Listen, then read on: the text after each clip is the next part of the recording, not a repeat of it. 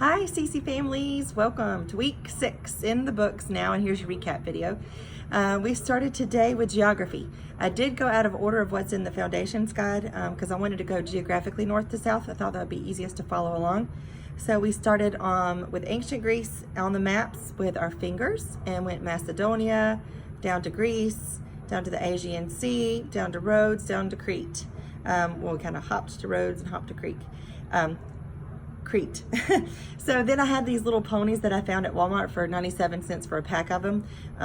Little plastic, I think they were buttons. I'm not even sure, they have a little loop on the back. Something cheap just for a little place marker. And so we hopped, from Macedonia, rode it just kind of across Macedonia, and then we rode down to Greece just a little bit, and then we rode and we kind of swam across the Aegean. I don't even know how to say that. I need to go back and listen. Every time I say Aegean, I'll check the app, Aegean Sea, and then we came out on top of Rhodes, which you couldn't even really see on the map. We just found the word Rhodes, and then hopped on over to Crete. And we talked about there were no roads to Rhodes, and no roads from Rhodes to Crete. And so they loved having the little ponies. I told them that we would use them again sometime soon. We went to math, and for the skip cutting 11s, that song was loosely to the tune of Row Your Boat. So I lined up some chairs along the front of the class, one behind the other, and had them get in, and we rowed the boats while we skip counted 11. And then for 12s, it was to round and round the mulberry bush. So we listened to it once and sang through it listened to it once, tried to sing through it while we read along with the board for the second time. And then the next time I played the song, I let them walk calmly around their mulberry bush, which was their chair. Their chair that they just used as their rowboat became their mulberry bush. Then we went back and sat in our real chairs for Latin. And I cannot remember, I had written down I was going to do the action dice, and we didn't use that.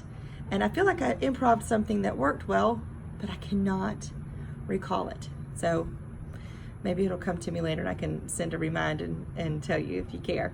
But it was the same second declension noun endings, and we just sang along with the song.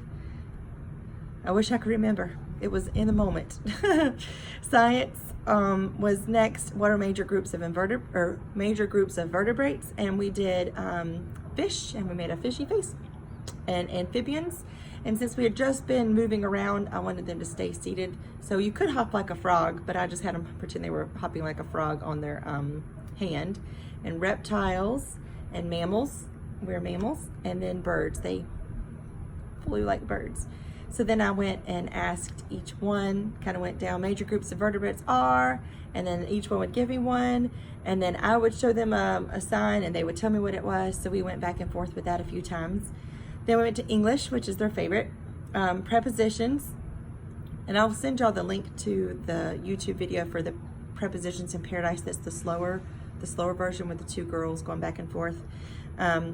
So this one for down, if you're standing up, you put your hands on your knees and squat down.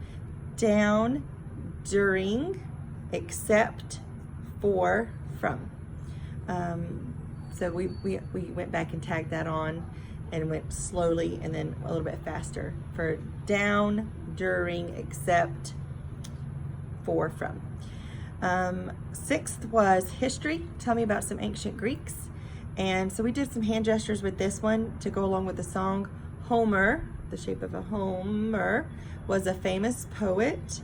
Pythagoras, a famous mathematician. Socrates, we pulled on our socks, a famous philosopher.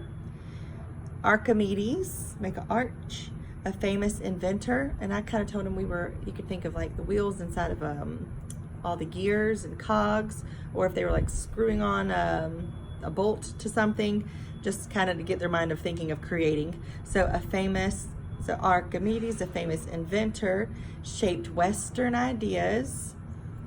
Ancient Greek city-states were among the first democracies. And we went along with that hoedown song on the app. And then timeline, I hid the cards around the room before class started, and they had fun once they realized that they could one at a time go find a card and bring it to me. They were very excited to do that. So they picked a card, or they found a card and brought it to me. If they could read it, they would, and if not, I would share it with the class. And we looked at the pictures, and a few of them kind of helped put the picture with the hand gestures with the song.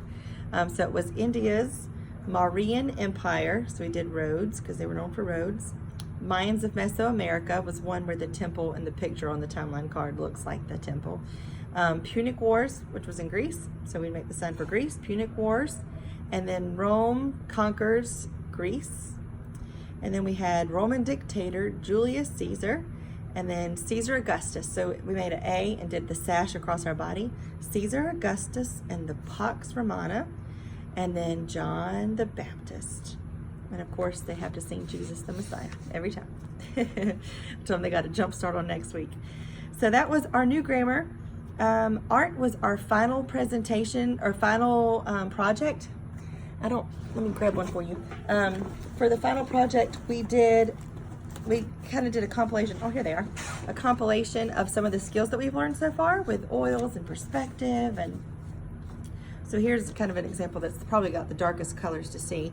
There were pyramids, and we did with three-dimensional shapes, and there was a horizon, and we did perspective. There's far away palm trees and a close-up palm tree. This is water. This wasn't finished or shaded in yet.